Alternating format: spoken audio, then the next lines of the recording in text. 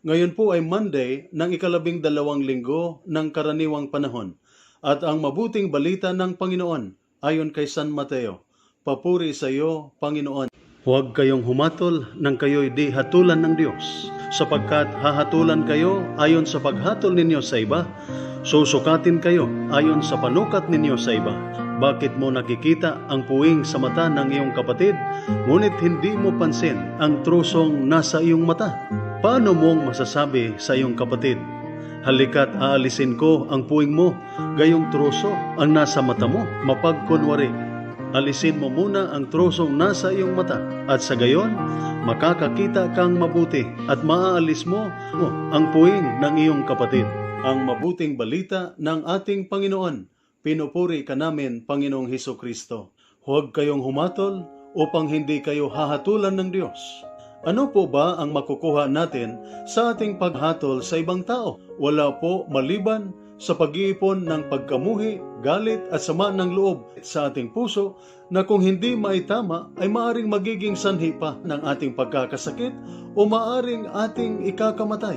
Ano kaya kung hindi tayo hahatol sa ating kapwa o hindi tayo madaling manghusga sa ibang tao? Wala pong pagkamuhi, galit at sama ng loob sa ating kalooban. Maging malaya tayo, magmukhang bata at malayo sa sakit at karamdaman. Maaring hindi natin ito nalalaman, ngunit madali tayong humatol sa ating kapwa dahil masyadong mataas ang tingin natin sa ating sarili. Pakiramdam natin ay mas mataas at mas lamang tayo kaysa ating kapwa. We feel superior towards others. Ngunit bakit nga po ba pakiramdam natin ay mas superior tayo kaysa ibang tao habang tayong lahat naman ay nilikha ng Diyos na pantay-pantay? Saan po ba nanggagaling ang ating pakiramdam ng superiority? Mayroon tayong feeling of superiority dahil malayo tayo sa Diyos. Wala ang Diyos sa ating kalooban. Kaya ang diwa ng mabuting balita sa araw na ito ay nag-aanyaya sa atin ng self-examination o pagsusuri ng ating sarili. Tingnan muna natin ang ating sarili, ang ating sariling kahinaan, pagkukulang at kasalanan bago tayo humatol sa ibang tao.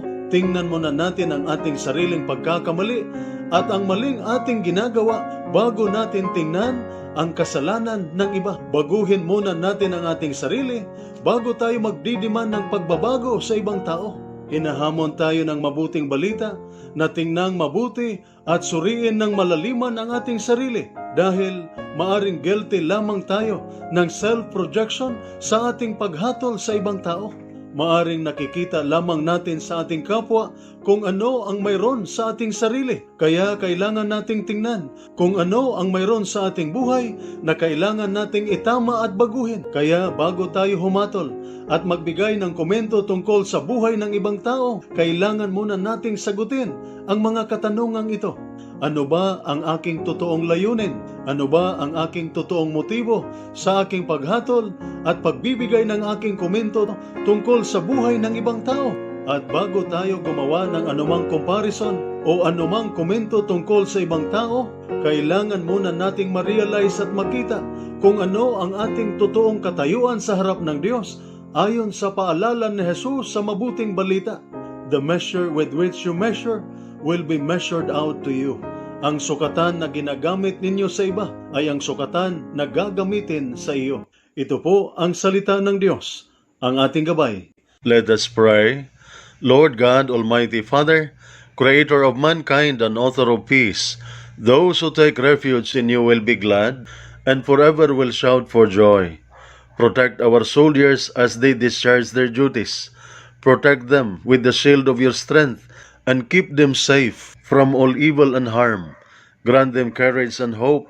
May they ever experience your firm support, gentle love, and compassionate healing. Be their constant companion and the refuge in every adversity.